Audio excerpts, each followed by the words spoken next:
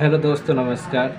Welcome back my YouTube channel Khanna health care clinic में आपका स्वागत है। तो आज हम जानेंगे पेशाब में दर्द होना, पेशाब में जलन होना किस कारण होता है, क्या इसके कारण होते हैं, क्या इसके रीज़न होते हैं, क्या इसका ट्रीटमेंट होता है। तो सब कुछ जानेंगे, तो बने रहिए मेरे साथ आपके अपने YouTube channel Khanna health care clinic. तो सबसे पहले हम जानते हैं इसके कारण। पेशाब में जलन करना यानी कि बाथरूम में जलन होना किस कारण के होती है। यानी कि यूरिनरी ट्रैक्ट ट्रॉमा, यानी कि बाथरूम के यूरिनरी ट्रैक्ट जो रहता है उसमें चोट लगना, है ना। यूरिनरी ट्रैक्ट इन्फेक्शन यानी कि यूरिनरी ब्लैडर में कोई किसी प्रकार का इन्फेक्शन होना, या प्रोस्टेट ग्लैंड का बढ़ना यानी कि एनलार्जमेंट ऑफ प्रोस्टेट ग्लैंड का बढ़ जाना तब भी इसके कारण होता है। कोगुलेशन ऑफ ब्लड यानी कि रक्त का थक्का जमना, वो भी इसका कारण मुख्य कारण में बनता है। और बात करते हैं यूरिनरी ट्रैक्ट ट्यूबरक्लोसिस यानी कि मूत्र मार्ग में टीबी का बनना। मूत्र मार्ग में अगर टीबी का बन रहा है यानी कि ट्यूबरक्लोसिस के सिम्टम्स आ रहे हैं तो भी इसके कारण मूत्र मार्ग में यानी कि बाथरूम में जलन या पेशाब में जलन हो सकती है। अब जानते हैं इसके सिम्टम्स क्या होते हैं। तो चलिए जानते हैं सिम्टम्स ये है कि बाथरूम के साथ यानी कि यूरिन के साथ हल्का हल्का ब्लड आना, या कभी कभार यूरिन के साथ साथ ज़्यादा ब्लड आना, या यूरिन के साथ साथ ज़्यादा दर्द होना, यूरिन के साथ साथ कम ब्लड होना, या यूरिन ना करते हुए भी तुरंत ब्लड रहना, ब्लड आता रहता है या दर्द बना ही रहता है। तो इसके कुछ ऐसे सिम्टम्स हैं जो आपको बाथरूम में जलन यानी कि पेशाब में जलन करने का अनुभव देता है। डिफ़िकल्टी ऑफ यूरिनेशन यानी कि बाथरूम करने में कठिनाई होना, बाथरूम बार बार लगना, बाथरूम कम कम लगना।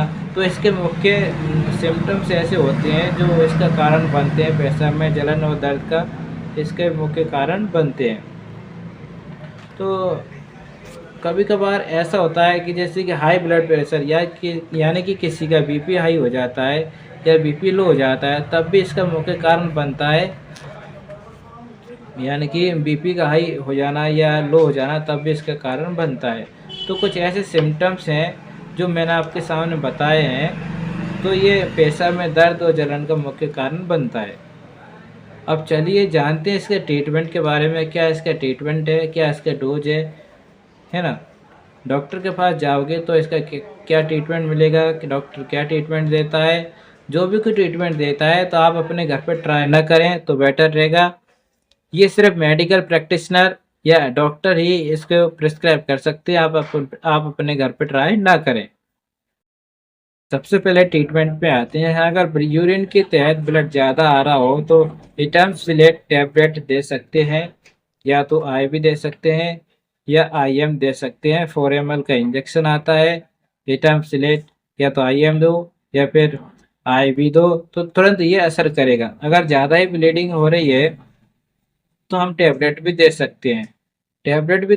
इटमसिलेट 5 से mg हम टैबलेट दे सकते हैं, यानी कि ट्रेनेक्सा भी टैबलेट दे सकते हैं। 5 से mg सुबह शाम एक एक टैबलेट दे सकते हैं।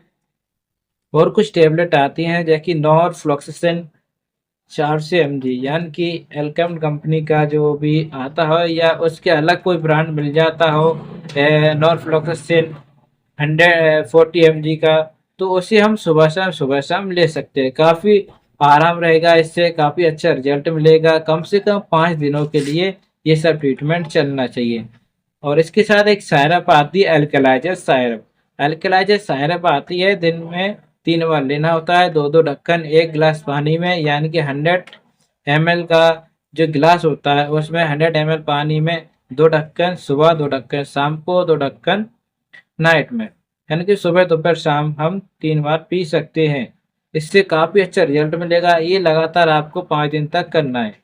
जैसे कि मैंने आपको ये सारी मेडिसिन बताई है, तो कृपया करें अपने घर पर ना ट्राई करें, अपने डॉक्टर से संपर्क करें।